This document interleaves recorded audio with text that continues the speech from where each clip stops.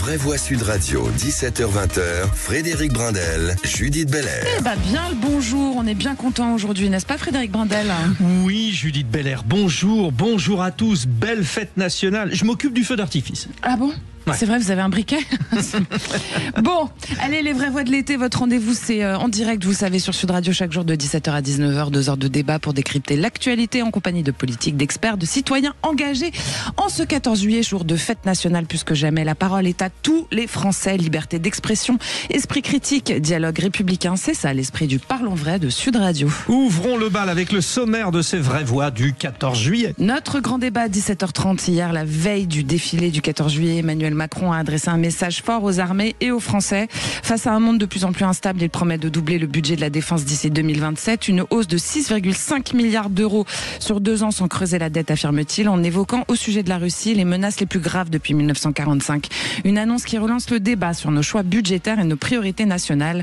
Faut-il renforcer notre puissance militaire au risque de rogner sur le modèle social? La France peut-elle encore peser sur l'échiquier mondial sans se renier? Des phrases percutantes comme pour mieux convaincre. Je cite, « Jamais à ce point la paix sur notre continent n'avait dépendu de nos décisions présentes », a déclaré le président français. Il faut donc s'armer en mode, comme disent les jeunes, quoi qu'il en coûte.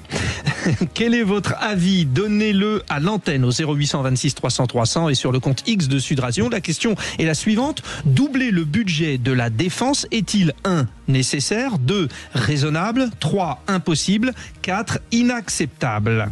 Alors, vous votez sur X et puis si vous voulez nous appeler, c'est 0826 300 300. Puis il y a aussi notre coup de projecteur à 18h40. Pendant des décennies, il a bouleversé les codes du paysage audiovisuel. Thierry Ardisson est décédé ce lundi 14 juillet à l'âge de 76 ans.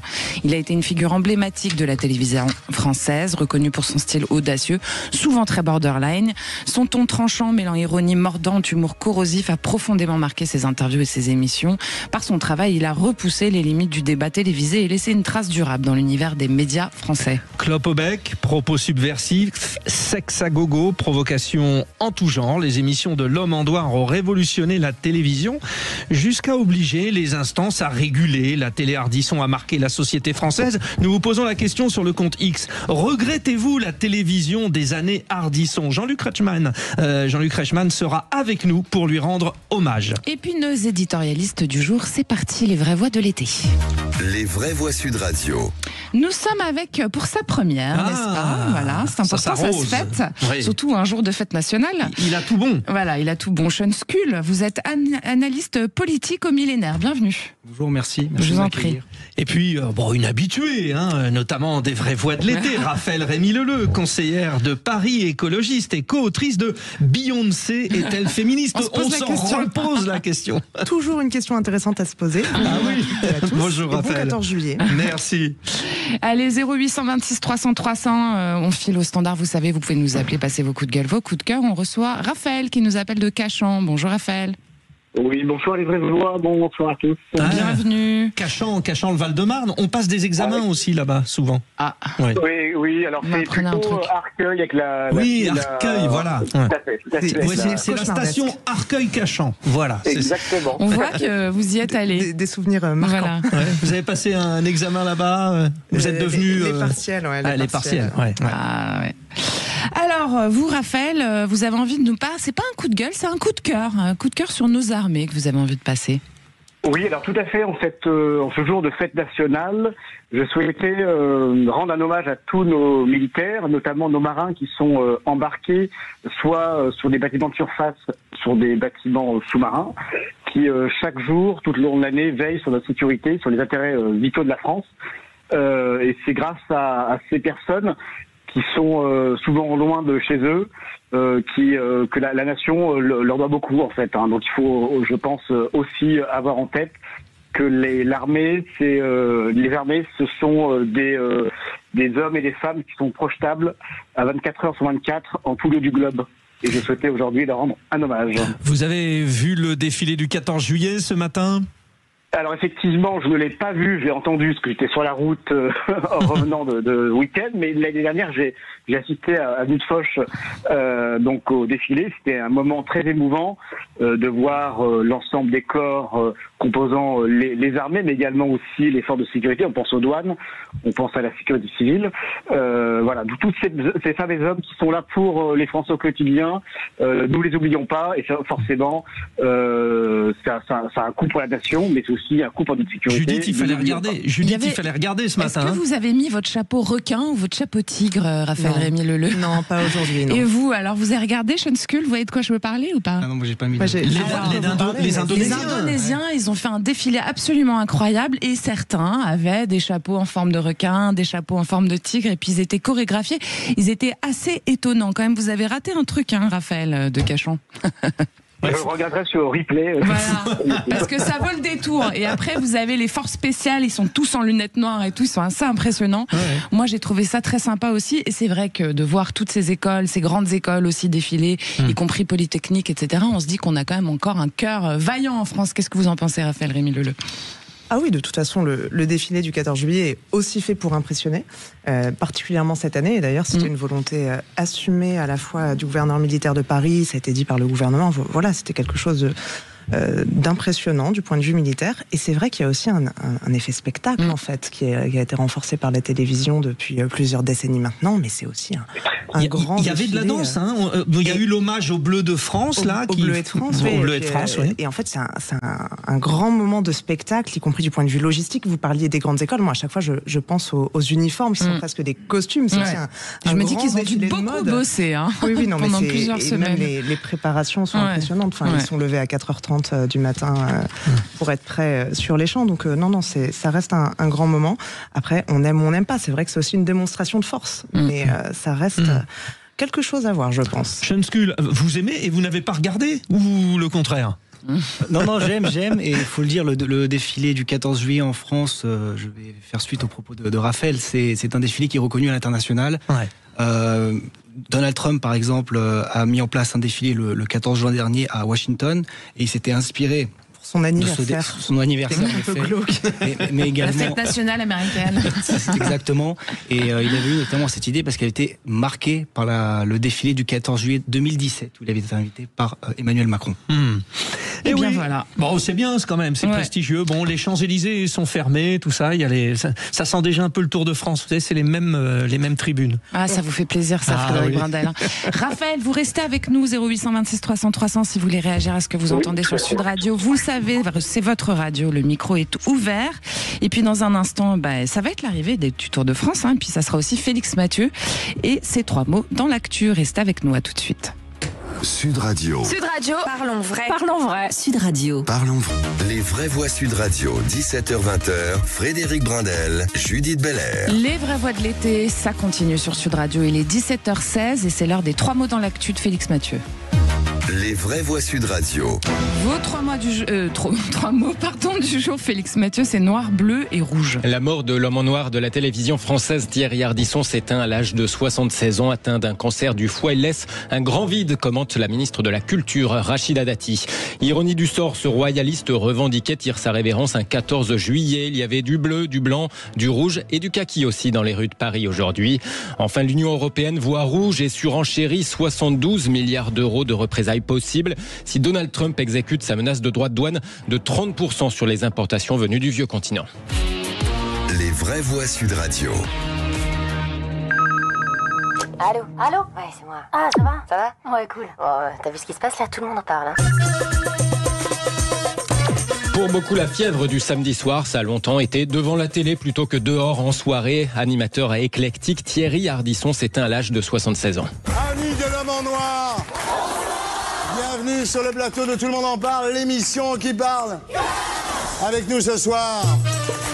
Avec lui, ces soirs-là, se côtoyaient des profils éclectiques, quelquefois des stars hollywoodiennes décontenancées à l'image de Brad Pitt et Matt Damon, qui ne s'attendait sans doute pas à être reçus comme ça à la télévision française.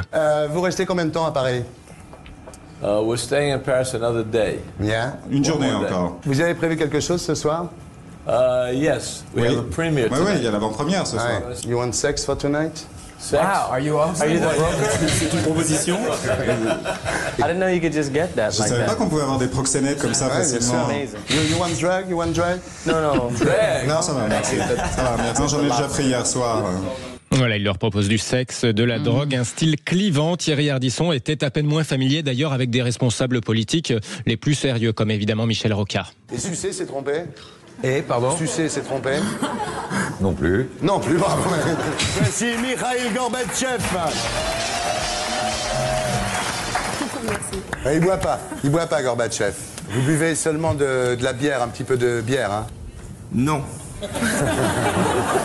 Антиалкогольная кампания в России закончилась. Vous savez, ça n'est fini avec la lutte contre l'alcool en Russie.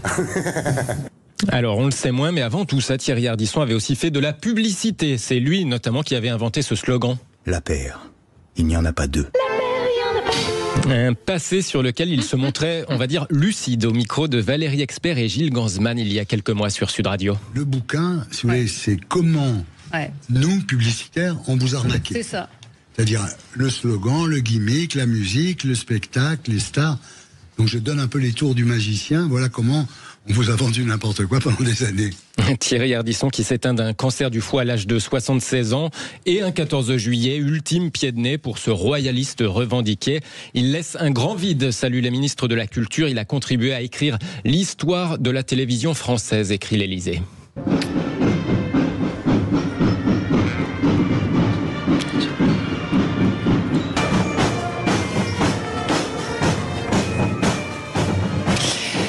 Venons-en peut-être à nos vraies voix. Alors, jeune Skull, qu'est-ce que ça vous évoque, cette télévision d'avant ?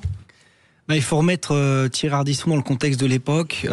Thierry Ardisson a fait sa carrière au moment de la fin de l'ORTF, donc au moment de la libéralisation de l'audiovisuel et des médias en France sous François Mitterrand. Donc voilà, avec la mort de Thierry Ardisson, c'est toute une époque qui disparaît, et comme vous l'avez dit, une icône de la télévision. Et c'était peut-être en quelque sorte, peut-être qu'il m'en voudrait de faire cette comparaison, mais Thierry Ardisson, c'était peut-être en quelque sorte le Hanouna de l'époque, avec la télévision spectacle. Je suis pas sûr qu'il le détestait. Il le détestait. Il l'avait dit d'ailleurs sur Sud Radio. Il n'avait pas de mots assez durs sur Cyril Hanouna. Il le détestait. C'était ce qu'on appelle un bel hommage. Merci. Il avait eu des mots très durs sur Sud Radio à propos de Cyril Hanouna. Raphaël Rémy-Leleu, un souvenir marquant du personnage. On en parlera tout à l'heure, à 18h40. Oui, c'est l'objet de notre coup de cœur. Raphaël Rémy-Leleu. Bonne question. Voilà. Je vais voir le feu d'artifice. Voilà. Il n'y aura pas de sexe. Il n'y aura pas de sexe et de drogue. Mince alors.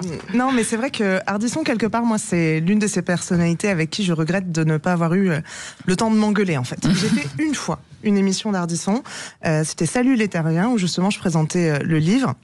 Et c'est vrai qu'on est quand même impressionné par la présence. Il tenait son plateau, il tenait son équipe, il tenait son studio. Enfin, c'était impressionnant. Mais je pense qu'on aurait eu tout le loisir de se dire à quel point on n'était pas d'accord sur plein de sujets. Donc ça, j'aurais aimé avoir le temps de le faire. Après, c'est pas une télé qui me manque, parce que c'est pas une télé que j'ai connue quelque part. Et pour moi, Ardisson, ce sont des séquences que j'ai regardées ensuite par petits bouts. Et typiquement, il y a quelques mois, quand il disait de Hanouna que laisser Cyril Hanouna faire de la politique ou une émission politique, c'était comme donner une mitraillette à un gamin de 12 ans. Et ça, j'avoue que j'avais apprécié. Comme quoi, vous pouviez être d'accord avec lui aussi. Sur certains points. Sur le royalisme, moins. Voilà, par exemple, je crois que c'était plus compliqué. Allez, il est temps de parler de ce fameux défilé militaire du 14 juillet. Félix. Oui, on l'entendait, c'était l'avant-dernier pour Emmanuel Macron. On reviendra dans quelques instants sur sa promesse de doubler le budget des armées. Nous serons avec le général Desportes dans le grand débat des vraies voix sur Sud Radio. En tout cas, qui dit 14 juillet dit aussi nouvelle promotion de la Légion d'honneur. Gisèle Pellicot distinguée cette année, celle qui est devenue une figure féministe mondiale après le procès de ses violeurs, est décorée de la Légion d'honneur. Gisèle Pellicot, au total 589 personnalités récompensées comme ça, dont 2 grands croix, la plus haute distinction, 2 grands croix pour l'historienne Mona Ozouf, spécialiste de la Révolution française, de l'école de la République et de la laïcité. Et puis autre grand croix, l'ancien président du Conseil constitutionnel, Pierre Mazeaud, un ancien président du Conseil constitutionnel au passé d'alpiniste. Alors, une Légion d'honneur pour Gisèle Pellicot, Raphaël Rémy-Leleu, est-ce que c'est pas un pansement ? Il y a quelque chose de l'ordre du pansement, de la reconnaissance, mais la première chose qui m'est venue immédiatement à l'esprit quand j'ai appris ça, c'est ce slogan, vous savez, qu'on qu'on sort malheureusement trop souvent dans les rues qui dit plus d'honneur pour les violeurs. Parce que trop souvent, l'impunité fait que notamment des hommes célèbres qui ont commis des viols, des violences, des exactions sexistes et sexuelles de diverses natures sont encore récompensés. Et là, le fait de voir qu'en fait une victime est reconnue en tant que personne, en tant que victime en tant que telle, et que ça n'est pas la victime qui doit avoir honte, mais qu'au contraire on la remercie d'avoir porté ce combat, oui, ça met un peu de baume au cœur. Ouais, c'est son action qui a été mise en valeur, évidemment, Sean Skull. Oui, bien sûr. Mais je rejoins les propos de Raphaël dans la mesure où ça reste qu'un seul pansement, mais elle a également été une icône du féminisme avec ce procès à la suite de ces terribles viols qu'elle a subis. Mais ce serait bien si, en effet, si en amont on pouvait éviter ce genre de situation, ce genre de drame. Mais c'est sûr que la Légion d'honneur vient agir comme un pansement à cette douleur. Allez, Félix Mathieu, et puis l'Europe surenchérit aussi après les nouveaux droits de douane annoncés par Donald Trump. Oui, ça s'en va et ça revient, ces histoires de mesures protectionnistes. Et donc, c'est reparti pour un tour. 30% de droits de douane sur les importations européennes, annonce cette fois le président des États-Unis. Ce à quoi l'Union européenne entend répliquer donc avec 72 milliards d'euros de mesures de rétorsion. Maros Sefcovic, commissaire européen chargé du commerce et de la sécurité économique, l'a confirmé tout à l'heure.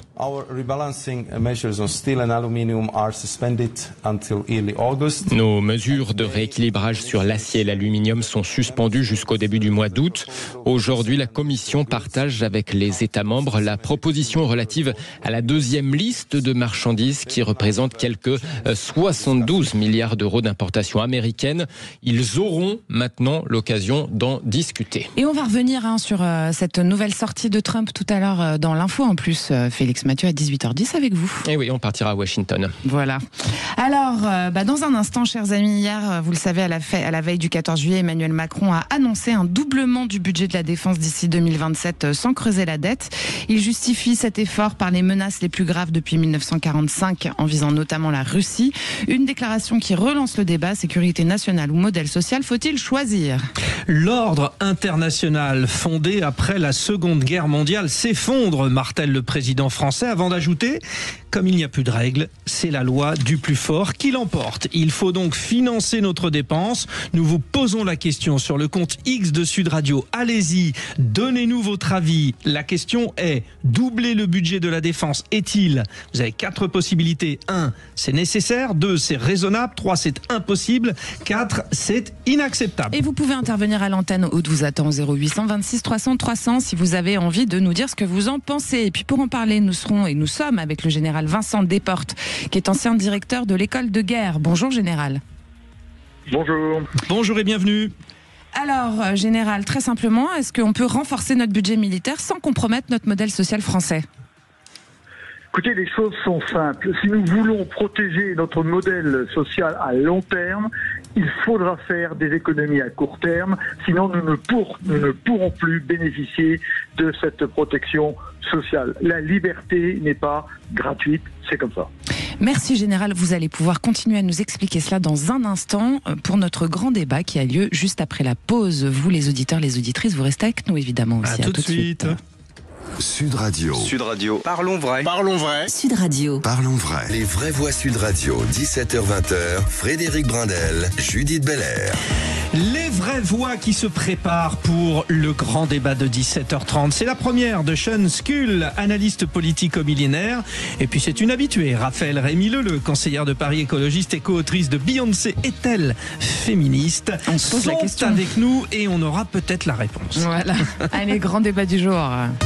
Les vraies voix Sud Radio, le grand débat du jour. Hier, à la veille du défilé du 14 juillet, Emmanuel Macron a livré un message fort aux forces armées et à la nation. Dans un contexte international de plus en plus tendu, il annonce son intention de doubler les crédits alloués à la défense d'ici 2027.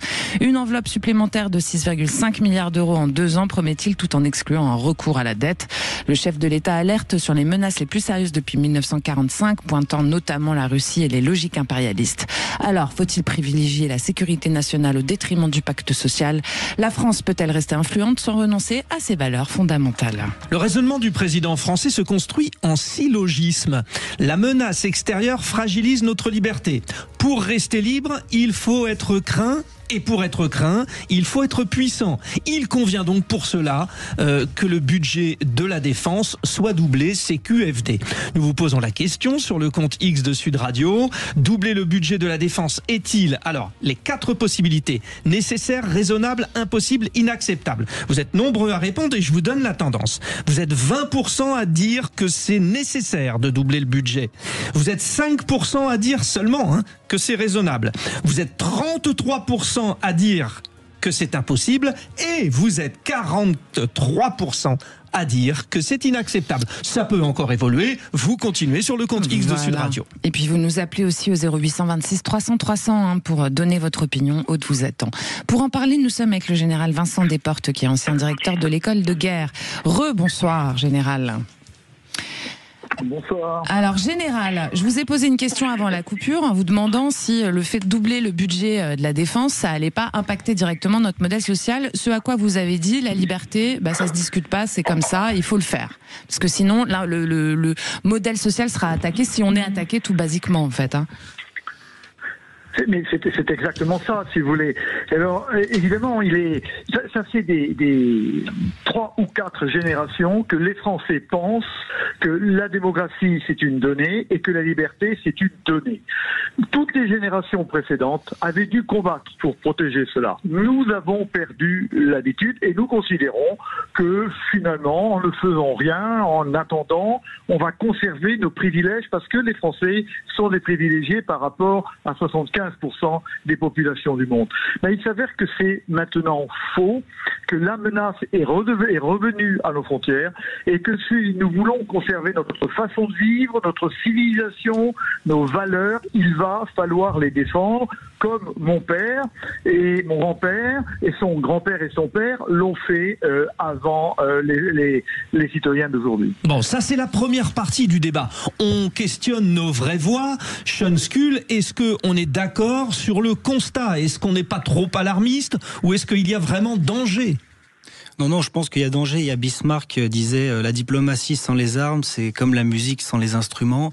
Et aujourd'hui, on voit qu'on vit dans un environnement international qui est de plus en plus hostile. La France fait face à plusieurs menaces. Je pense au flanc est de l'Europe en Ukraine. Également, il y a la menace islamiste et on voit également l'apparition de nations empires telles l'Iran ou la Turquie qui cherchent une domination régionale. Donc la France a vécu sous les dividendes de la paix depuis les années 90, où on a vécu une série de réduction des dépenses militaires. Et aujourd'hui, les dividendes de la paix, c'est terminé et il faut se réarmer. Raphaël Rémy-Leleu, c'est une hausse. Donc là, en 2017, notre budget défense était 32 milliards d'euros. Ça sera 64 milliards d'euros dès 2027, contre 2030 initialement. Donc c'est une hausse absolument faramineuse des dépenses, alors qu'on est un petit peu à l'agonie sur un certain nombre de services. On peut parler de la santé, on peut parler de l'éducation, on peut parler des prestations sociales. Qu'est-ce que vous en pensez, vous ? Je pense que justement, il y a peut-être un problème dans la manière dont on pose le débat. Parce que c'est vrai que tout de suite, on va se dire à combien on va porter la dépense nationale pour la défense, combien de milliards, combien de pourcentage du PIB. Mais il faut qu'on rappelle pourquoi on le fait. Ne serait-ce que le rappel des menaces. Ne serait-ce que le fait de rappeler que dans les dépenses dont on parle là, il va y avoir du soutien militaire pour l'Ukraine. Et ça, si on ne le dit pas, on a un peu l'impression qu'on va ouvrir toutes les vannes pour l'armée, pour la défense, et que c'est un petit peu gadget, alors qu'il s'agit bien, et c'est là où je me marrais pour le coup en entendant les citations d'Emmanuel Macron, plus encore que la question de la puissance de la France et de son rayonnement dans le monde, c'est une question d'autonomie, la capacité à assurer notre propre défense. Et l'espèce de sursaut général autour de ça a été causé par un truc très simple, qui est l'élection de Donald Trump. D'un coup, on s'est dit, mais là, ça y est, les États-Unis vont se désinvestir de la protection de l'Europe.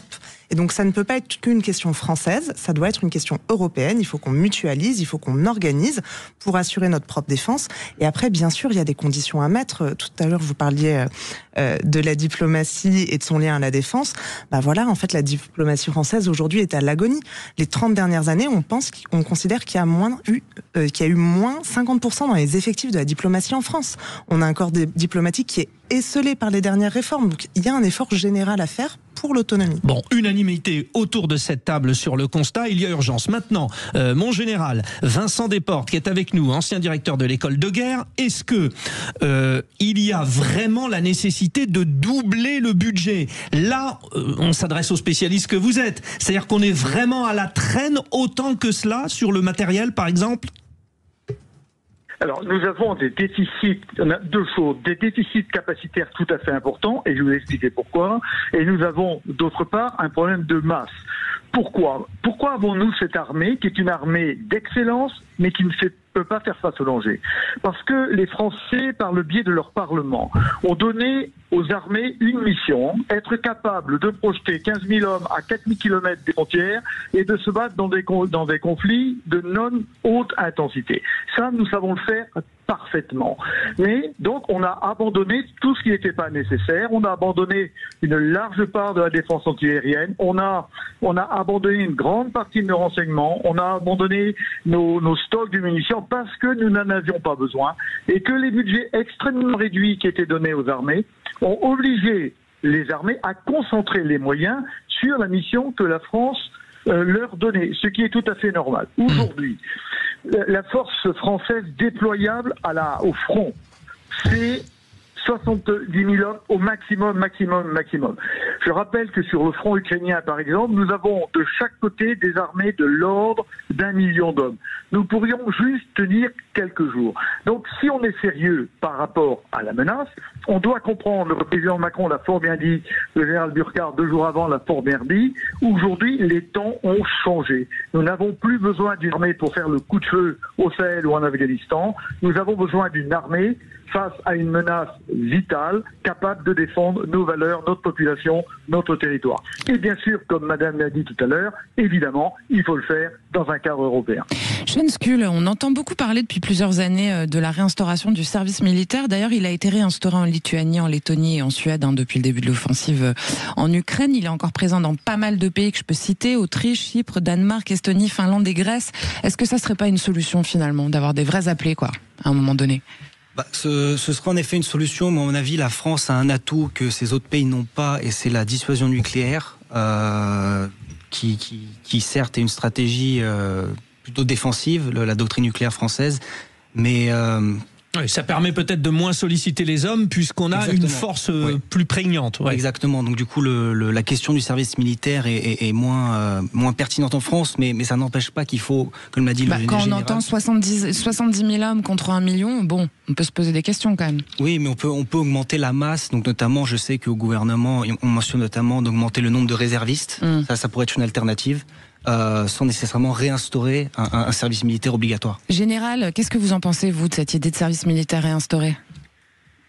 Eh bien, la réponse est simple. Il faut...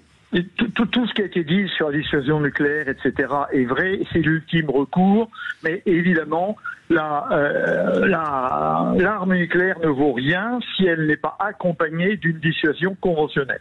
Or, cette dissuasion conventionnelle n'existe plus pour les raisons que j'ai expliquées. Aujourd'hui, il faut redonner de la masse aux armées. Nous ne pouvons pas recruter davantage. Nous sommes au taquet. On ne peut pas recruter davantage, sinon le taux de sélection tombera trop bas et nous recruterons de la mauvaise qualité. Donc, il va falloir trouver de la ressource humaine là où elle est, c'est-à-dire dans le contingent. Faut-il rétablir le service national tel qu'on l'a connu? Non. Nous n'avons pas besoin de 800 000 jeunes femmes et jeunes hommes qui sont la valeur d'une classe d'âge. Mais nous avons besoin d'avoir à peu près 100 ou peut-être 150 000 soldats, marins, aviateurs en plus. C'est-à-dire recruter alors, il faut recruter. Non, je dis que c'était impossible de recruter des soldats professionnels. Alors comment on fait? Comment on fait s'il faut 150 000 personnes de plus du coup? Eh bien, c'est exactement ce qui va être dit par le président Macron à l'automne. Il l'a dit. Il va falloir inciter des jeunes pour qu'ils viennent pendant 1 an, 2 ans, 2 mois servir la France et ils en retireront en échange quelque chose pour eux. Il y a beaucoup d'armées qui sont sur ce modèle. L'armée américaine, par exemple, est énorme, mais plus de la moitié de l'armée américaine est une armée de réservistes ou de volontaires qui viennent servir en CDD pendant 1 an ou 2 ans. Et pour compenser ce service rendu à la nation, mais par exemple, l'Amérique paie les études de ces gens-là. On sait qu'elles coûtent très cher aux États-Unis. Et pour être fonctionnaire, vous devez avoir servi dans les armées, etc. D'accord. Donc en fait, c'est tout un système au service d'une cause. C'est une réorganisation. Je viens vous revoir, Général, mais Raphaël Rémy-Leleu, sur l'esprit, sur l'idée, convaincu ou pas ? Vous. Sur l'esprit de de ce qui vient d'être dit, c'est-à-dire un service militaire qui n'est pas un service militaire, mais qui est en fait une aide avec une construction. Ce qui vient d'être dit, quoi. En fait, je pense que pour là aujourd'hui, l'armée française, on a ce qu'on appelle une armée qui se veut complète. On est censé avoir une marine entièrement opérationnelle, une armée de terre entièrement opérationnelle, et pareil pour l'armée de l'air. Mais en effet, ça manque d'épaisseur, à la fois en termes de matériel, en termes de moyens humains, et pour ça, on va pas claquer des doigts. Par contre, oui, cette idée d'avoir une armée qui est capable d'incorporer à des moments différents de la vie, avec des profils d'experts et d'expertes et autres, ça, je trouve ça intéressant, et bien plus intéressant, y compris pour faire face aux nouveaux défis, parce que là, on parle de projection vers l'extérieur, on parle des défenses dans son acceptation la plus littérale, la plus militaire du terme, mais l'armée de terre, par exemple, fait aussi beaucoup d'aide en cas de catastrophe naturelle. Dans un nouveau régime climatique, c'est important d'avoir une armée qui évolue vis-à-vis de tout ça. Donc oui, la possibilité d'emmener des gens là-dedans, ce serait beaucoup plus intéressant. Une armée sociétale, quoi. Ouais. Et ce serait beaucoup plus intéressant que ce qui a été fait ces dernières années. Pardon, mais un gadget comme le SNU qui va coûter au moins 160 millions d'euros, dont la généralisation se compterait en milliards, ça c'est ridicule. Ça c'est un côté militariste qui sert pas à grand chose, alors qu'à côté de ça, on a des vrais défis et des vrais risques auxquels répondre. On a un auditeur qui est toujours avec nous, n'est-ce pas, Raphaël ? Vous êtes là ? Tout à fait. Alors Raphaël, vous seriez pour aller faire le service militaire, ou vous engagez carrément ? Alors, il faut rappeler que le service militaire a été suspendu et non supprimé, comme le général Desportes effectivement l'a souligné. Je pense qu'effectivement les armées sont confrontées à une problème de la fidélisation des agents, et donc il conviendrait non seulement d'offrir des carrières assez intéressantes et de reconversion par la suite, parce qu'on sait très bien que dans les armées, les militaires ne restent pas toute une vie et changent après quelques années d'engagement.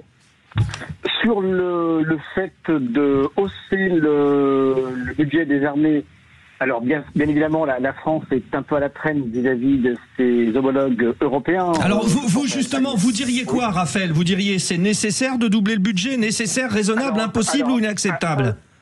Alors, doubler, à mon avis, c'est pas forcément la bonne réponse, mais de faire en sorte que le budget soit augmenté de manière significative, oui. De manière à porter le budget des armées, par exemple, à celui de l'Allemagne, qui est de 97 milliards d'euros environ. D'accord. Voilà, parce que là, on va pas doubler comme ça d'un coup de baguette magique le budget des justement, armées. Justement, Général, moi j'ai une question pour vous là-dessus, parce que notre Premier ministre Bayrou, il va annoncer demain comment il finance. Il y a une piste qui serait financée par plus d'activités de production, c'est-à-dire un effort de toute la nation. On a envie de savoir où est-ce qu'on va aller le chercher cet argent quand on connaît l'état de nos finances publiques. Général Vincent Desportes. C'est une vraie question. C'est une vraie question. Mais juste pour compléter ce qui a été dit, et qui est fort juste de la part de votre interlocuteur, il ne s'agit pas de doubler le budget. Ça a été mal dit. Ce qui a été dit, c'est que le budget de 2017 aurait dû être doublé en 2030 et qu'il y a une accélération. C'est-à-dire que ce qu'on rajoute dans le budget par rapport à ce qui était prévu, c'est de l'ordre de 5 ou 6%. Il ne s'agit pas du tout d'un doublement. Il s'agit d'un doublement par rapport à 2017. Alors, vous avez raison, la question du financement est une question absolument cruciale. Ce qui est sûr, c'est que ce financement ne sera acceptable par la population française, et elle doit le devenir, que si la population française est véritablement consciente que son modèle de vie, ses valeurs sont en jeu. D'où le discours progressif pour amener les Français à comprendre qu'ils sont effectivement en danger. Ensuite, vous savez très bien que les finances publiques françaises sont énormes, 57% du PIB, et la moitié de ces 57% sont les dépenses sociales. Alors, s'il faut se dire qu'on a 30% du PIB qui représente les dépenses, qui sont les dépenses sociales. Donc s'il faut déplacer 2% des dépenses sociales pour les donner aux armées, pas aux armées, mais à la défense de la France, qui est différent, eh bien peut-être faudra-t-il le faire. Après tout, ce qui n'est pas acquis. Pardon, général, mais quoi dans les dépenses sociales? Parce que, encore une fois, l'état même du pays est pas génial. On le sait sur la santé, on le sait sur l'éducation, on le sait sur beaucoup de sujets. Mais madame, moi, je ne suis pas financier. Ce que je dois dire, c'est qu'il faudra trouver cet argent. Vous savez, si on avait trouvé cet argent avant 1938, il n'y aurait pas eu 1940. Si on l'avait trouvé en 1912, il n'y aurait pas eu 1914. Oui. C'est-à-dire que il faut absolument, on a un effet à obtenir qui est d'assurer la défense de la France et la défense de l'Europe. Eh bien, il faudra trouver de l'argent. Heureusement, on n'a pas le même gouvernement qu'en 1940 non plus, hein. Voilà, quand même. Non, mais d'accord, madame, mais c'est pas le sujet. C'est pas le sujet. Le sujet, c'est qu'il y a une menace. Le sujet, c'est qu'il y a une menace et qu'il faut s'y prendre à temps, parce qu'il y a une montée en puissance et qu'il faudra faire les sacrifices nécessaires. Voilà, c'est tout. Raphaël Rémy Leleu. Vous vouliez dire un truc? Bah oui, parce que parfois j'aimerais qu'on prenne la question dans l'autre sens, parce qu'on est en train de se dire, est-ce qu'on va couper dans les dépenses sociales pour financer la défense ou autre? En fait, si on a des gens qui sont en train de crever parce qu'ils sont trop malades, parce que la protection sociale s'effondre dans les hôpitaux ou dans les EHPAD, ça n'ira pas non plus. Puis par ailleurs, c'est pas tout à fait fongible, hein, la protection sociale et le budget de l'armée. On peut pas jouer aux apprentis sorciers comme ça. Par contre, il y a des solutions pour trouver de l'argent. Rappelez-vous la taxe Zuckman qui a été refusée. 2%. Bah oui, 2%, ça pourrait ramener jusqu'à 20 milliards par an. On l'avait oublié. Ce serait dommage d'oublier des trucs comme ça. On peut couper dans les dépenses et puis de temps en temps on peut aller chercher des recettes quand même. Et puis on peut réduire les dépenses de l'État aussi. En tout cas, merci beaucoup Général Vincent Desportes. Vous êtes ancien directeur de l'école de guerre. Merci d'avoir participé à ce débat, chers amis. Restez avec nous parce que c'est l'arrivée du Tour de France. Tout de suite, on accueille Vincent Barthaud. Sud Radio fait son Tour de France en direct. La 10e étape, celle du 14 juillet, le rendez-vous incontournable pour le cyclisme français, une étape de bagarre totale entre Eneza et le Mont d'Or Puy de Sancy dans le Massif central avec notre consultant, il faut le rappeler, vainqueur historique de l'étape du 14 juillet 1989 à Marseille. Vincent Barthaud, c'est le final, un homme seul en tête. Oui, Fred, vous l'avez bien dit, effectivement. Et quel homme, c'est un équipier de Vingegaard, équipier de la Visma. C'est un coureur qui a beaucoup d'expérience. Il est certes âgé de 34 ans, mais il a déjà gagné ce coureur-là, le Giro cette année. Il a déjà gagné une Vuelta. Et le voilà aujourd'hui qu'il va remporter cette étape Eneza, le Mont d'Or, avec une facilité déconcertante. Il signe ici un succès magnifique. Simon Yates, il n'y a pas eu beaucoup de répit, vous savez, aujourd'hui dans les jambes, dans ce feu d'artifice, ce feu du 14 juillet, il l'emporte devant Thymen Arensman, le coureur de la Ineos, alors que derrière, il y a peut-être Ben Ali qui était dans l'échappée en milieu de journée, qui est peut-être en train de créer la surprise. On va le voir franchir. Ouais, alors Vincent, donc justement, il est en 3e position. Vincent, donc justement, ça c'est le classement pour l'étape. Les Français, pas de victoire, ils ont participé à l'échappée, notamment Lenny Martinez, mais ça n'a pas souri. Non, Lenny Martinez, il était dans un groupe d'échappés, effectivement, mais il a été lâché. Et puis, dans le groupe de Pogacar, il y avait le petit Vauclin qui a malheureusement été lâché. Il va perdre un petit peu de place au classement général, effectivement. Alors, justement, ils vont arriver là pour le classement général pour le maillot jaune.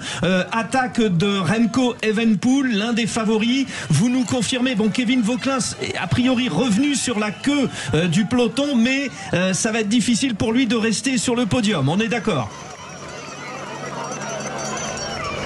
Vincent, est-ce que vous nous écoutez? Oui, on vous entend. Dans le petit Vauclin, il a été lâché du groupe Pogacar, du groupe Vingegaard. Il va perdre malheureusement sa place sur le podium. Aujourd'hui, on espère qu'il ne va pas forcément perdre beaucoup de temps. Mais le duel derrière entre Pogacar et Vingegaard est vraiment très intéressant. Vous savez, Pogacar, il a été attaqué pratiquement toute la journée par les équipiers de Vingegaard. Et là, c'est lui qui met une petite sacoche à quelques 600 mètres de l'arrivée. Alors qu'on a à l'image aussi le petit Vauclin qui a malheureusement du mal à en terminer. Il va perdre un petit peu de temps, mais il ne sera toujours qu'en 6 ou 7e position au général. Ce qu'on fait, Vincent Barthaud, vous restez avec nous au sommet du Puy de Sancy du Mont d'Or. On marque une petite respiration, on vient vous retrouver juste pour l'arrivée du maillot jaune. À tout de suite. À tout de suite. Sud Radio, c'est vous qui donnez le ton. Bravo pour votre score d'audience, ça devient impressionnant. Faites attention, vous allez avoir beaucoup d'ennemis. Sud Radio, parlons vrai. Vraie Voix Sud Radio, 17h-20h, Frédéric Brindel, Judith Belair. Et nous retournons sur la 10e étape du Tour de France en ce 14 juillet, arrivé au Mont d'Or, Puy de Sancy. Victoire, on vous le confirme, donc de Simon Yates devant Tyler Arensman.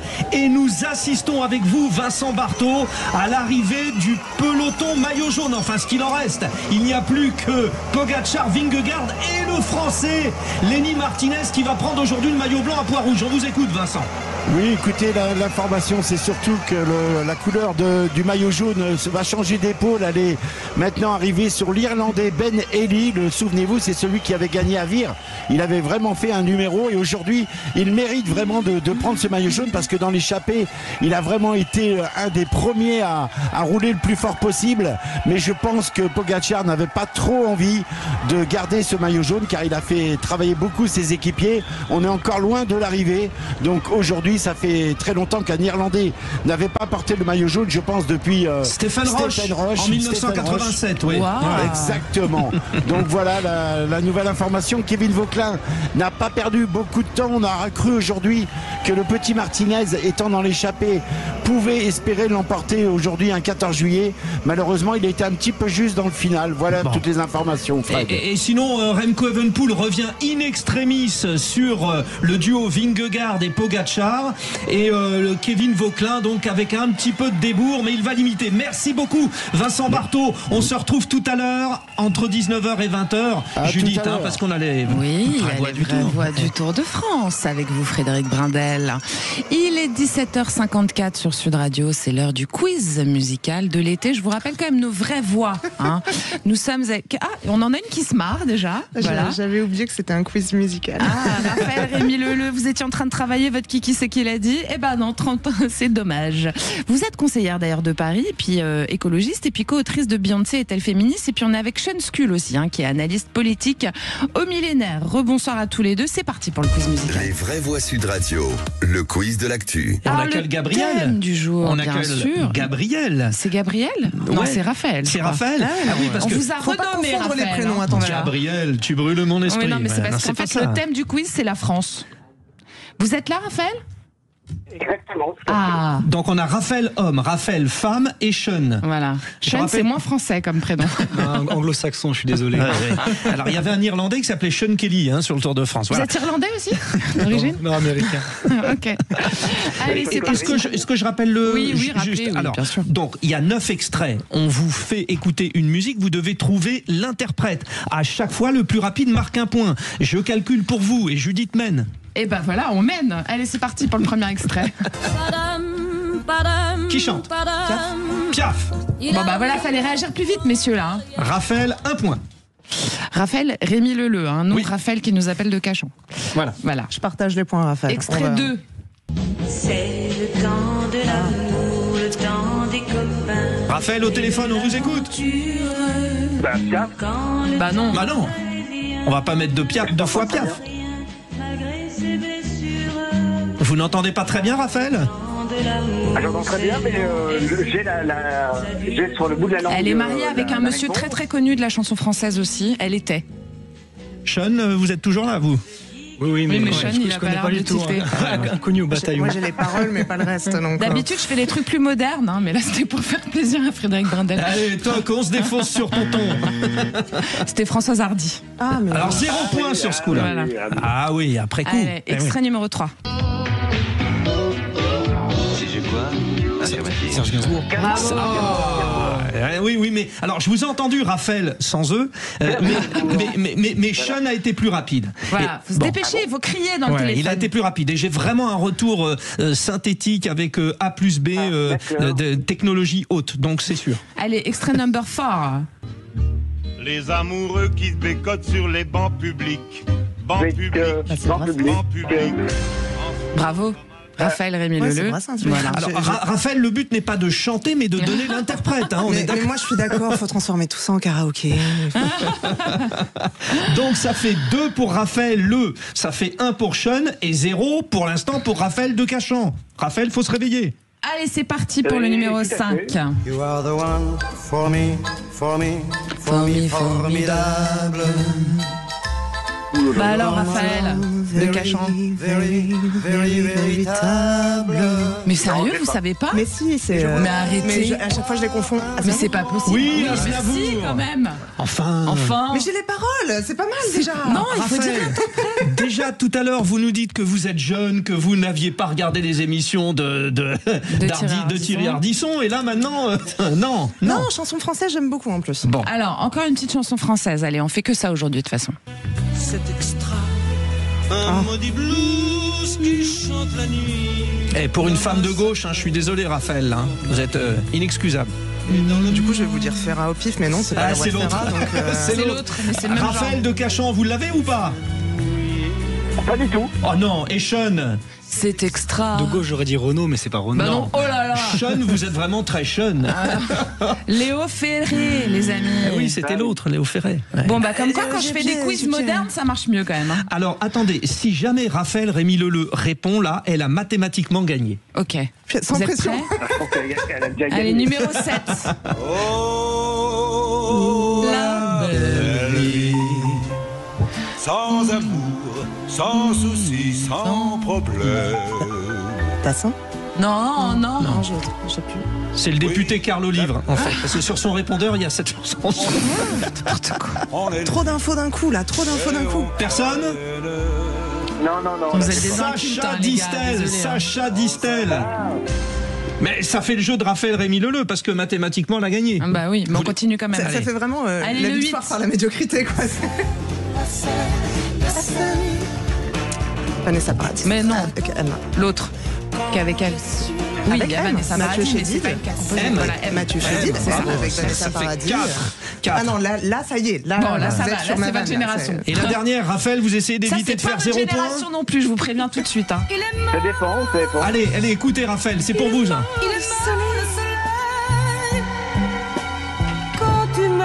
Raphaël de Cachan, oui ou non? Non. Non. Il est mort. Raphaël Rémy Leleu? C'est ma chérie, je l'aime trop. À chanter autant que vous voulez.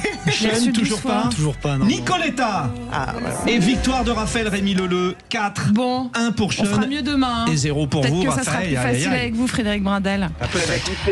Alors, Raphaël qui nous appelle de Cachan, bravo. Et vous avez perdu. Voilà. 0826. Et du coup, on a un retard considérable là. Voilà. Hein, ouais.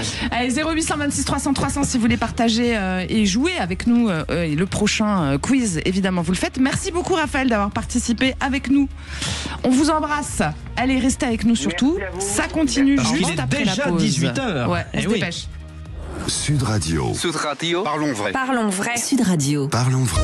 Les vraies voix Sud Radio, 17h-20h, Frédéric Brindel, Judith Belair.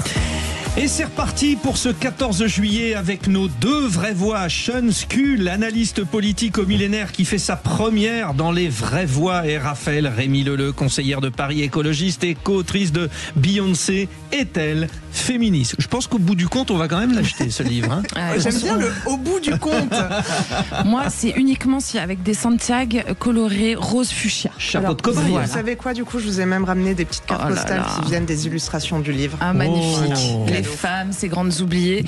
D'ailleurs, je fais un spécial femme, moi, demain de 19h à 20h. Oui, c'est comme tous les mardis. Hein. Voilà, tout à fait. 0826 300 300 si vous avez des choses à dire. Vous le savez, Sud Radio, c'est votre parole, c'est votre radio. Vous pouvez nous appeler et réagir. On file donc au standard et on accueille Hugues qui nous appelle de Moissac. Bonsoir Hugues. Et bonsoir Madame Belair, Monsieur Brindel. Avec un grand plaisir, Monsieur Hugues. Frédéric Hugues. Monsieur Hugues. Alors Monsieur Hugues, vous êtes un ancien militaire, vous, et pour le coup, vous n'êtes pas favorable au retour du service militaire. C'est marrant ça. Oui, alors parce que moi j'ai quand même connu l'armée professionnelle, donc c'est quand même un peu différent de la conscription. Mais à mon époque, il y avait encore des sous-officiers, des anciens qui avaient connu la conscription. Moi, je suis pas favorable. En fait, On l'a supprimé dans un élan d'angélisme à une époque où on croyait que le monde ne serait plus dangereux. Et puis maintenant, on se réveille un peu tard en se disant que finalement, il est peut-être encore un peu dangereux, le monde. Il aurait fallu y réfléchir à l'époque parce qu'aujourd'hui, ça coûterait des milliards et des milliards de remettre la conscription. Alors après, j'ai entendu tout à l'heure sur les vraies voix du coup le général Desportes qui évoquait le système à l'américaine là où du coup on voudrait inciter des jeunes à donner 1 an, 2 ans en échange de quoi on leur paye leurs études ou je sais pas quoi. C'est une bonne idée, j'y aurais jamais pensé, c'est pour ça que j'étais pas général, vous voyez. Vous étiez quel grade ? À la fin, j'étais capitaine, moi. Ah, quand même, dans les officiers, ouais. mais non, Vous auriez pu continuer en même temps, hein, c'est... Non. Après, il y a commandant, colonel et général, quoi. C'est une histoire de barre et après d'étoiles. Voilà. Alors, ce que propose Macron, c'est-à-dire des efforts sur réserve et donner à la jeunesse un nouveau cadre pour servir, ça vous parle, Hugues, en fait ? Vous pensez que c'est une bonne idée ? Non, cette histoire de donner un cadre à la jeunesse ou je sais pas quoi, c'est ce vieil épouvantail de l'armée qui devrait rattraper le travail défaillant de l'éducation et des parents. De l'éducation nationale, non, c'est pas le travail de l'armée. Le travail de l'armée, c'est de préparer la guerre, malheureusement. Cette idée de cadre pour la jeunesse, ça, j'y crois pas du tout, et je pense qu'il faut sortir de là. Si on remet un service militaire, c'est pour des choses sérieuses, mais si on reprend du coup cette idée du général qui évoquait ce système à l'américaine où donc des jeunes on les intéresserait en leur proposant 1 an, 2 ans de service en échange d'autre chose. Pour moi, ça limite. Bon, moi, j'étais dans l'infanterie, j'étais très fier d'en faire partie, mais bon, l'infanterie, c'est l'arme ou la tête, ne sert qu'à une chose, c'est porter un casque. Là, vous avez le sens de la formule. Ça, c'est mon capitaine. Voilà. Elle est pas de moi, elle est connue, mais ce que je veux dire, c'est que si vous formez dans les armes plus techniques, génie, artillerie, transmission, etc., en 1 an ou 2 ans, je ne sais pas ce qu'on lui apprend à un jeune. Ouais. Et en fait, pour moi, si on a fait venir des jeunes pour 1 an, pour 2 ans, on va leur apprendre des trucs de basiques, de fantassins. Et en gros, c'est pour devenir de la chair à canon. Et si on se prépare à se reprendre une 3e guerre mondiale sur le coin de la terrine, je trouve que c'est pas... ou alors il faut être honnête avec les jeunes et leur dire oui, on va vous payer vos études et quand on vous rappellera, ce sera pour aller se faire casser la pipe au coin du bois. Donc, je trouve qu'il faut faire attention avec ce genre de déclaration. J'adore vos formulations. Oui, c'est un régal, hein, Hugues. Alors, rien, Hugues. Et en plus, il y a plein d'idées dans ce que vous évoquez. Et je voulais juste solliciter nos 2 vraies voix sur une des idées, c'est-à-dire la vertu éventuelle de l'armée dans l'éducation. Là, Hugues n'en était pas trop convaincu. Vous, Sean ? Moi, je serais pas tout à fait d'accord. Je crois au fait que l'armée puisse être un cadre pour la jeunesse, surtout dans une société aujourd'hui qui est individualiste et qui est également très communautarisée. Ça pourrait insuffler un esprit de collectivité. Certes, ce n'est pas l'unique objectif de l'armée, mais à mon avis, ça pourrait être un des objectifs et ça ne ferait pas de mal d'insuffler des valeurs communes dans une société très clairement communautarisée. Raphaël Rémy-Leleu ? Je suis assez d'accord avec Hugues au sens où déjà quand on dit donner un cadre à la jeunesse, c'est quand même le poncif ultra vague qu'on entend régulièrement. C'est une pensée un discours un peu décliniste qui revient tout le temps. Alors que là, ce qu'on a exprimé depuis le début de l'émission sur le besoin d'un effort de défense pour l'autonomie, pour la sécurité en Europe, c'est quand même une aspiration qui est beaucoup plus noble que ça en fait. Et nous on en parlait hier avec les pompiers de Paris d'ailleurs qui disaient c'est difficile de recruter des jeunes, mais y compris parce que les conditions sont pas toujours très bonnes, donc il y a des efforts à faire sur le casernement, sur la manière dont on accueille les gens, y compris dans l'armée, mais ils disaient en fait on voit qu'il y a une vraie étincelle quand les gens sont là pour servir, donc je pense que c'est possible, faut juste pas que ça soit instrumentalisé, sinon on va droit dans le mur. Alors c'est possible selon vous, Sean Skull, ce que nous propose tout cela ? Sans instrumentaliser. Ouais, sans instrumentalisation, ouais. Oui, non, je pense que l'armée peut apprendre des valeurs, mais au-delà de donner un cadre à la jeunesse, à mon avis, il y a un autre aspect un autre facteur qu'apportait l'armée à l'époque, c'était également le brassage social, c'est de faire côtoyer des fils de bonne famille et également d'ouvriers. Et alors ça, si je peux me permettre, parce que autour de la table, je pense être le seul à avoir fait le service militaire. Mais oui, mais en fait, mais ne serait-ce que ça. Je peux vous dire qu'on n'était pas mélangés. Hein. Et puis l'universalité du brassage social de l'armée qu'on nous vend et qu'on nous revend depuis des décennies, déjà c'était entre mecs. Alors en plus, en plus. Bon. Bah voilà, ça c'est dit. Alors moi je pense qu'on est OK. Merci beaucoup Hugues. Ah c'était super d'avoir participé. Merci beaucoup. N'hésitez pas vous les auditeurs et les auditrices à nous appeler comme Hugues au 0826 300 300. Qu'est-ce que vous dites Hugues ? Pardon, non, je pensais, est-ce que je peux juste redire 2 mots? Non Là, c'est un peu tard. Mais allez-y rapidement. Allez, parce que c'est vous. Le brassage social, tout ça, c'est très bien, mais c'est des effets, mais ça peut pas être le but d'une armée. Voilà, totalement. Monsieur Sean et je sais plus. Et Raphaël aussi. La deuxième chose, avec cette histoire de conscription, c'est l'armée, ça va très vite, ça change très vite, ça se modernise. Moi, je suis pas parti il y a très longtemps, mais je suis périmé, c'est plus les mêmes blindés, c'est plus les mêmes armements. Non, vous n'êtes pas périmé, Hugues. Allez, on va être obligé de vous laisser. Merci beaucoup pour ce témoignage et surtout pour vos formules. Restez avec nous dans un instant, c'est l'info en plus, à tout de suite. Les vraies voix Sud Radio. Sud Radio. Sud Radio. Parlons vrai. Sud Radio. Par Vraie Voix Sud Radio, 17h-20h, Frédéric Brindel, Judith Belair. Et à 18h16, dans les vraies voix de l'été, c'est l'info en plus de Félix Mathieu. Les vraies voix Sud Radio. Félix, l'Union européenne surenchérit après les menaces de nouveaux droits de douane proférés par Donald Trump. La Commission européenne met sur la table une liste de représailles possibles. 72 milliards d'euros de nouvelles mesures de rétorsion si jamais les États-Unis imposaient ces droits de douane de 30% brandis par Donald Trump. Taxation au 1er août des marchandises européennes à l'arrivée aux États-Unis. Ces droits de douane, c'est la plus belle expression du dictionnaire, avait même dit Donald Trump pendant la campagne. Il en avait en tout cas annoncé, puis retiré, puis réannoncé, puis retiré. Enfin bref, on a un peu du mal à suivre. Nous négocions d'abord, mais nous nous préparons en même temps, explique le commissaire européen au commerce à propos de cette possible riposte qui a été annoncée aujourd'hui. L'Europe espère toujours obtenir un accord pour éviter ça. Et pour en parler, nous sommes en ligne avec une habitante de Washington qui a longtemps travaillé pour le gouvernement fédéral. Bonsoir Wendy Patterson. Bonsoir. Bonsoir Wendy. Good afternoon. Bonsoir. Wow, what an English. Totalement fluent. Incredible. Merci d'être avec nous dans les vraies voix sur Sud Radio. Comment vous percevez cette hostilité du président Trump vis-à-vis de l'Europe? Ça vous inspire quoi? Judith m'avait demandé 30 c'est le maître des horloges. Et moi, je ne suis pas tellement sûre. Est-il peut-être le maître du chaos? C'est le maître du chaos, c'est ça que vous dites. Ouais.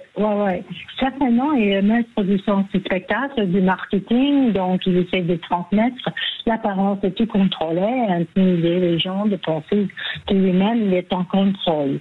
Par exemple, chaque fois que de mauvaises nouvelles apparaissent, il fabrique une nouvelle indignation pour dominer le cycle des nouvelles. Il a intimidé les principaux réseaux d'information, de nombreux autres médias, pour qu'ils communiquent sans récit, bien que les catastrophes naturelles et les perturbations économiques à venir mettront à l'épreuve les compétences de Trump. Concernant l'économie, il utilise la menace des tarifs pour dominer en général de l'insécurité aux États-Unis et à l'étranger. Bien qu'il n'ait aucune autorité légale pour imposer les tarifs, le système juridique américain est par conception donc son intimidation des autres pays qui concluent des accords commerciaux avec des tarifs créera des inefficacités sur le marché qui appauvrissent tout le monde.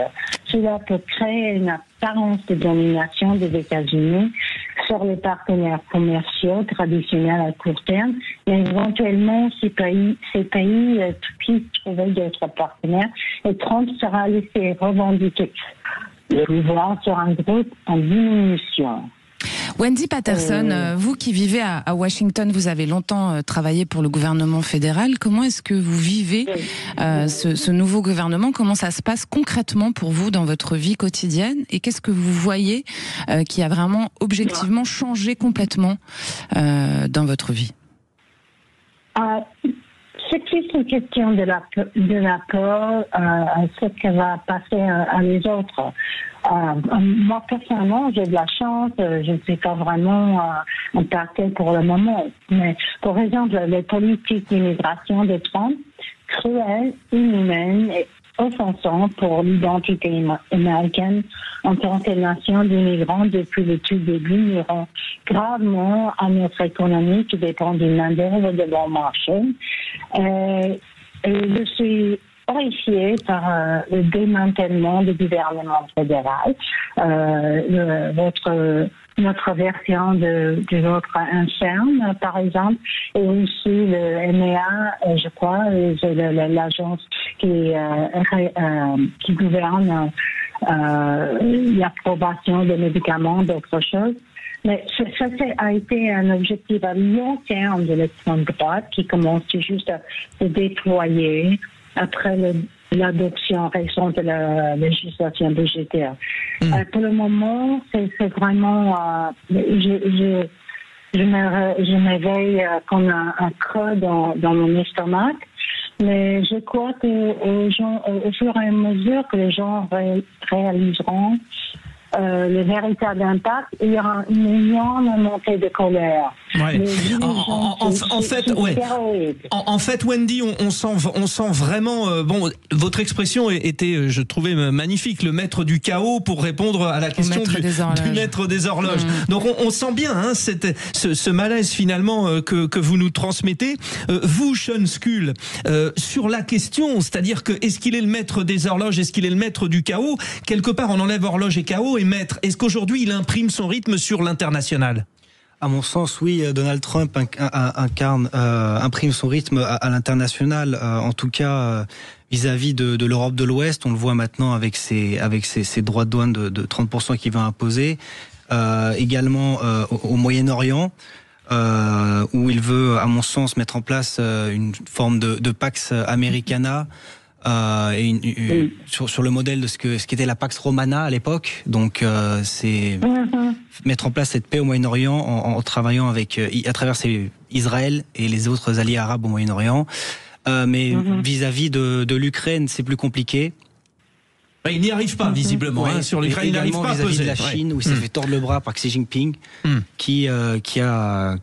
Donc pour vous, c'est mitigé. Raphaël Rémy Leleu aussi. Maître du chaos, maître des horloges. Ou maître de rien. Maître de rien, ouais. Maître de quelque chose, néanmoins, quand vous êtes présidente des États-Unis, on le voit bien sur comment ça a des conséquences sur les vies d'énormément de gens au niveau mondial.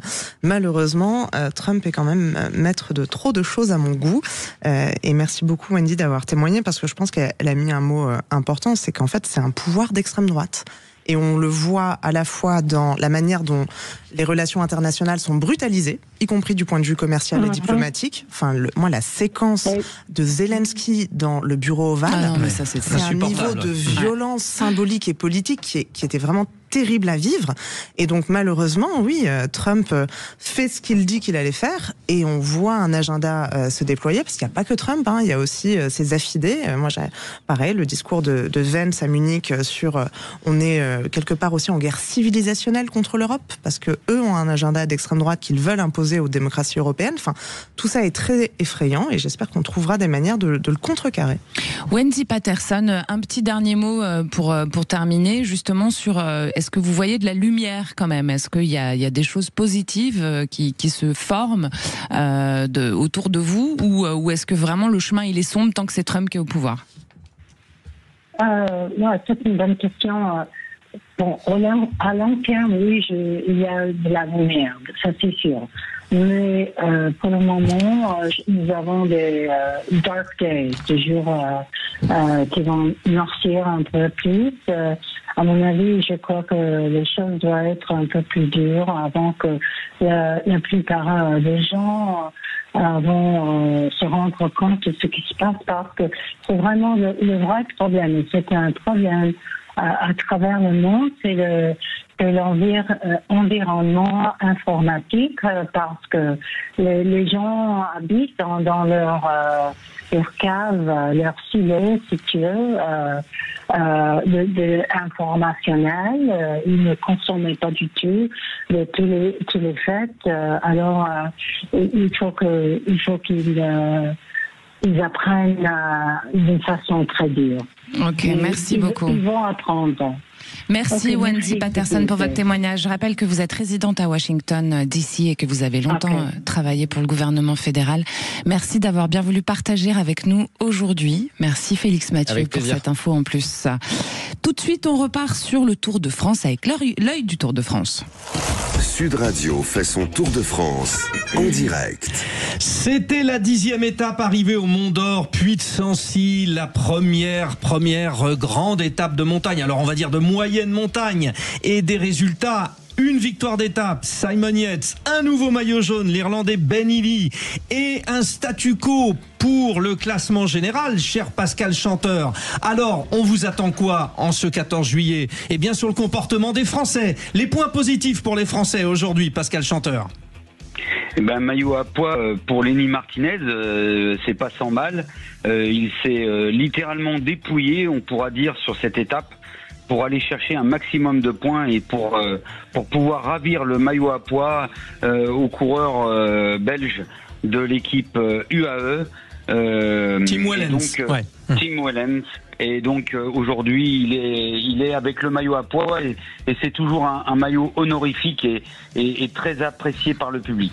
Bon, donc ça c'est un point positif. Ouais. Est-ce qu'on peut parler d'une grosse déception pour Kevin Vauquelin qui passe de la 3e à la 6e place du classement général ? Écoutez, je ne sais pas dans quel état véritablement il se retrouve ce soir après ces 10 premiers jours d'étape. Mais il est vrai qu'il a lâché un petit peu dans l'avant-dernière montée, mais rien de très grave. On savait que Kevin allait lâcher un petit peu de temps. Aujourd'hui, je pense qu'il est dans son tableau de marche de ce Tour de France. Merci Pascal. Et vous savez Judith, Pascal sera avec nous tout à l'heure à 19h. Oui, parce que ce sont les vraies voix spéciales Tour de France que vous nous présentez évidemment, Frédéric Brindel. Donc pour ceux qui sont aficionados de sport et de vélo, c'est le top. Avec la légende Cyril Guimard qui sera avec nous pendant toute l'émission. Ouais. Allez, restez avec nous dans un instant. Vous allez pouvoir écouter les prises de parole de nos vraies voix puisque c'est leur tour de table. Il est 18h27, à tout de suite. Sud Radio. Sud Radio. Parlons vrai. Parlons vrai. Sud Radio. Les vraies voix Sud Radio, 17h-20h, Frédéric Brindel, Judith Belair. Incontestablement, c'est leur moment à nos vraies voix. 2 vraies voix ce soir, c'est le principe de cet été. 2 vraies voix au point de vue assez différent.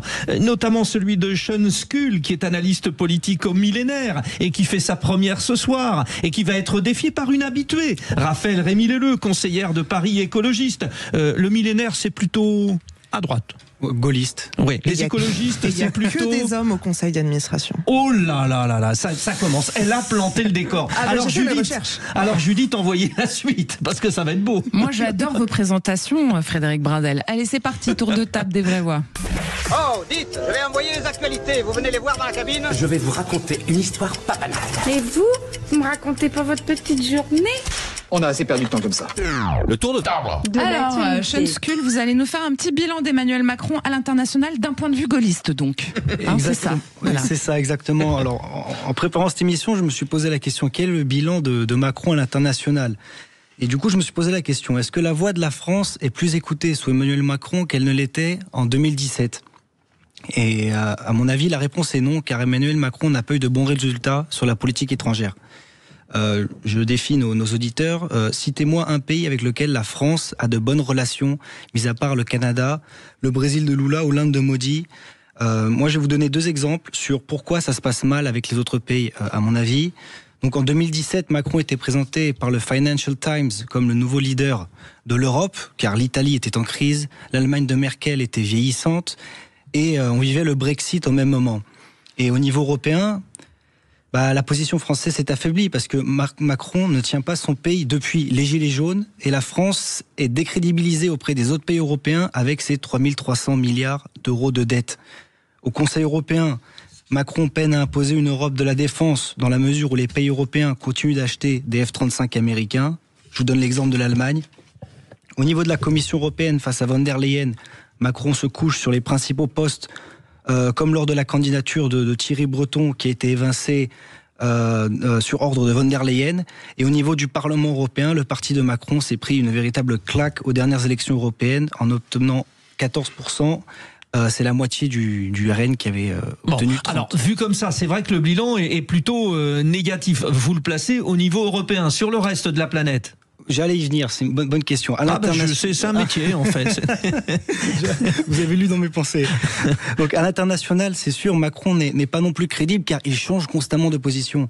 J'ai deux exemples à vous donner. Sur la Russie par exemple, jusqu'en 2022, il privilégiait la piste du dialogue dans une certaine politique gaulliste on pourrait dire, et aujourd'hui il incarne la principale opposition à Poutine. Récemment, Jean-Noël Barrot a affirmé préparer des sanctions dévastatrices afin de prendre la Russie à la gorge, au même moment où Donald Trump tente depuis 6 mois de temporiser et de trouver une issue pacifique au conflit.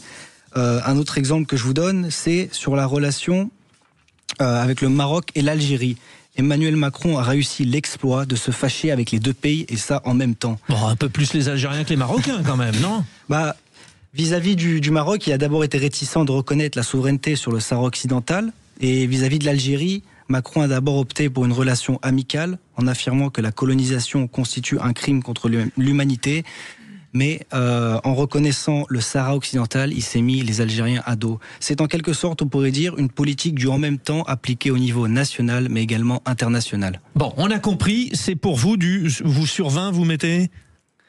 Voilà, c'est le bilan objectivement est vraiment mitigé. Hein, c'est du 8 sur 20. 8 sur 20. Ça va quand même, il n'est pas loin de la moyenne.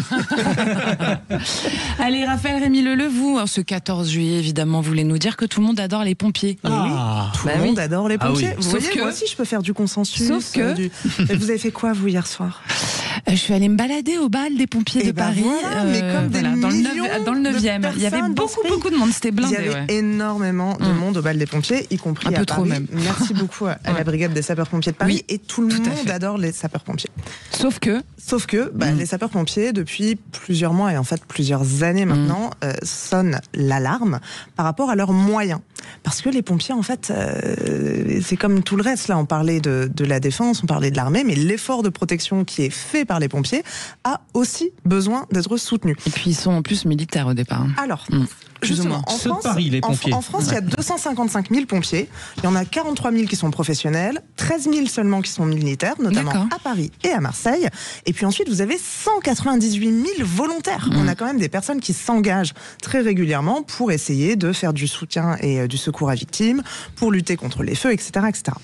En région parisienne, juste pour vous donner une idée, sur le territoire qui est couvert justement par la brigade des sapeurs-pompiers de Paris, qui est une unité militaire du génie, c'est une intervention toutes les 67 secondes. Donc ce sont des dizaines de milliers de vies sauvées chaque année. Mais ce qui se passe, année après année, on dit qu'en fait, les pompiers n'ont pas assez de moyens pour faire toutes ces interventions. Ils fonctionnent en sur-régime. Ils fonctionnent en sur-régime parce qu'il y a beaucoup de compétences, parce qu'il y a beaucoup d'engagement et parce qu'il y a un vrai sens du devoir. Sauf que le sur-régime, on ne va pas pouvoir continuer comme ça pendant des années et des années. Marseille, vous avez vu ce qui s'est passé il y a quelques jours, les incendies qui sont arrivés véritablement jusqu'au quartier nord, au quartier nord dans la ville avec des destructions d'appartements, etc. Les marins-pompiers de Marseille étaient mobilisés. Des soutiens renforts étaient mobilisés, notamment des Canadair, notamment des hélicoptères.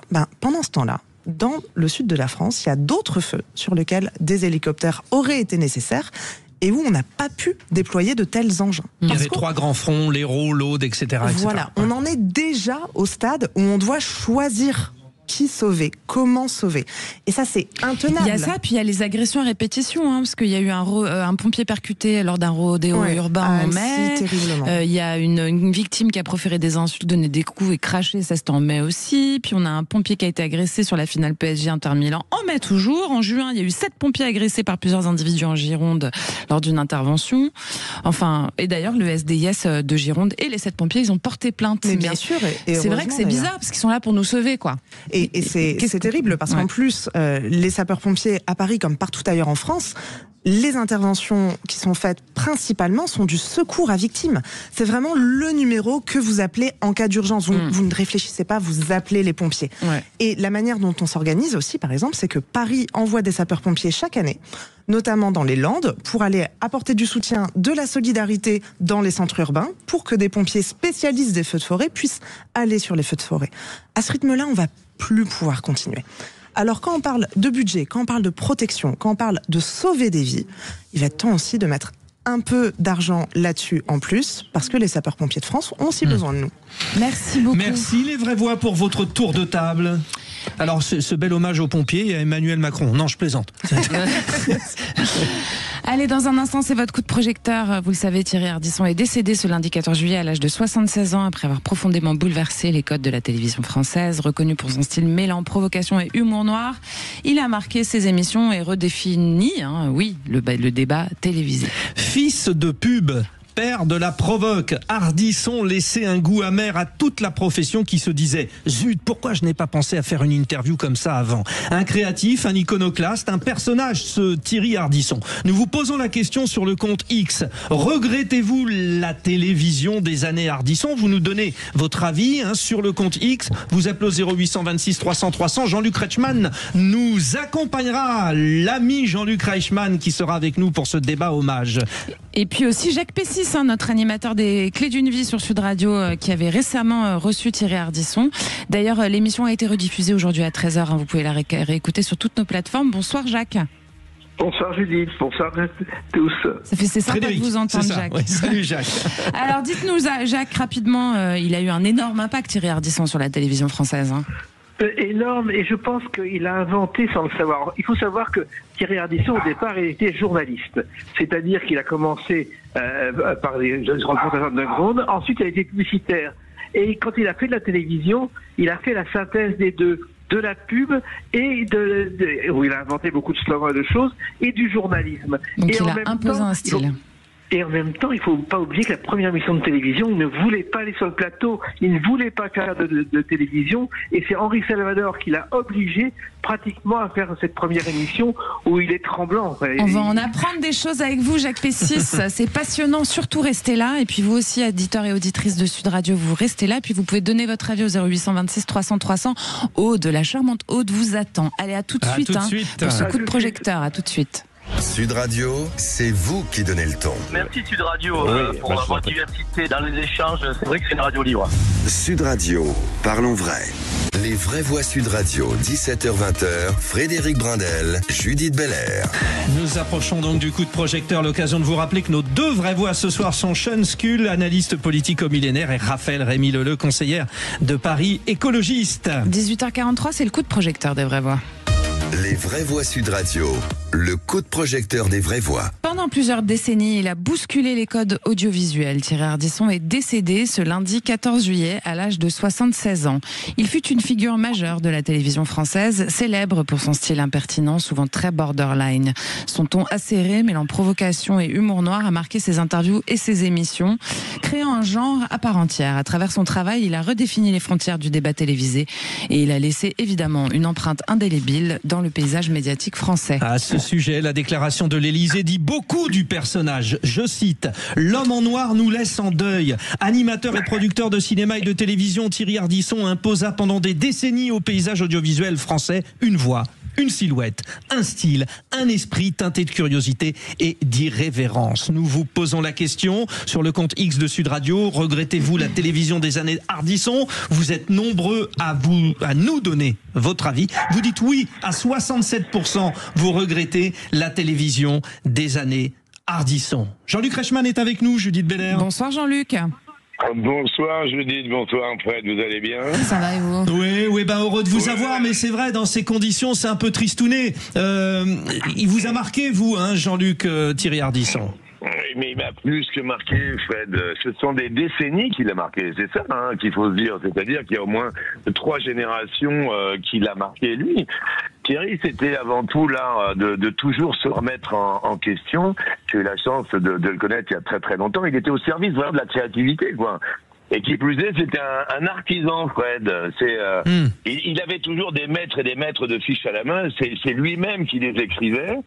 C'était un maniaque du travail bien fait. C'est pour ça que je dis que c'était un artisan. Il n'y avait pas de prompteur.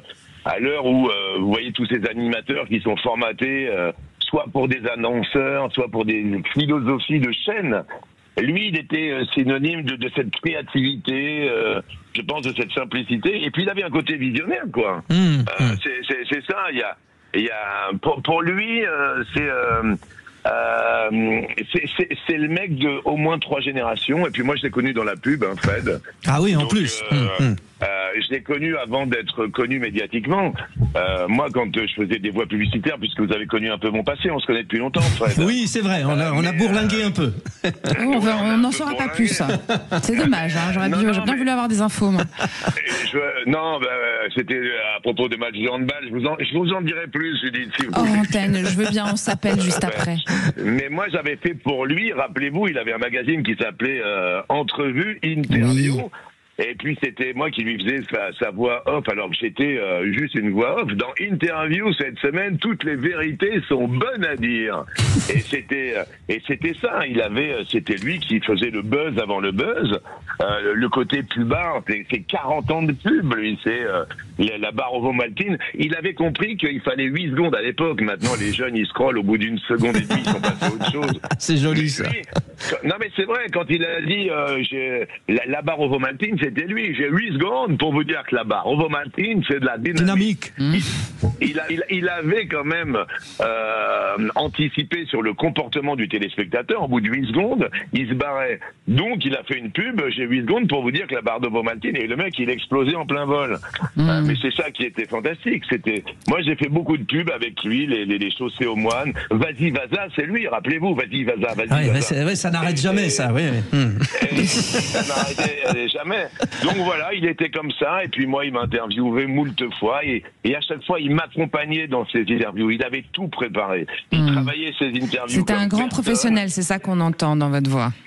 Mais plus que ça, il faisait toutes ses fiches à la main, Judith. Ouais. Et puis, vous savez quand il était heureux, que je voyais qu'il était heureux face à moi dans toutes ses émissions, puisque vous avez parlé d'impertinence, mais pour moi, il était élégant, il était toujours surprenant, il avait un côté visionnaire, cette créativité. En fait, dans son œil qui luisait, c'est que quand je le regardais, et je lui disais, mais excusez-moi Thierry, mais comment vous savez ça? Et c'est lui-même qui a été chercher toutes ces petites informations personnelles, mais je vous assure, toutes ces fiches étaient à la main, écrites en gros. Il avait des mètres et des kilomètres de fiches, et tout ça c'était Thierry, et le feu d'artifice, c'est qui part un 14 juillet.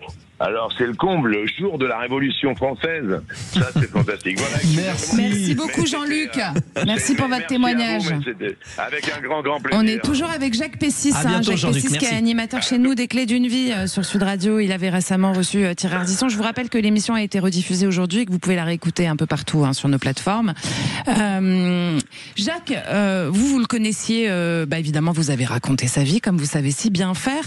Moi j'ai quand même une question sur le côté borderline du personnage, parce qu'on est obligé d'en parler de sa dernière sortie quand il a dit Gaza c'est Auschwitz, et puis de quelques autres petites choses du type parlons vrai sur Sud Radio, sucer c'est tromper, qu'il a dit à Michel Rocard. Est-ce que c'était pas un petit peu trop parfois quand même? On peut se poser la question. Alors, il faut savoir d'abord que Thierry Ardisson, il y avait l'animateur et il y avait l'homme. Moi, j'attends avec impatience le portrait que Audrey Crespo-Marin va faire sur lui, parce que je suis convaincu que l'homme était très différent. Son épouse, il provoquait. En public, il provoquait. Alors, la dernière interview de la télé, elle est contestable, parce qu'encore une fois, des choses n'ont pas été coupées, et je l'ai reçu le lendemain dans les Clés d'une vie. Il était très malheureux de cette interview parce qu'il considérait que c'était absolument pas la vérité de ce qui s'était passé.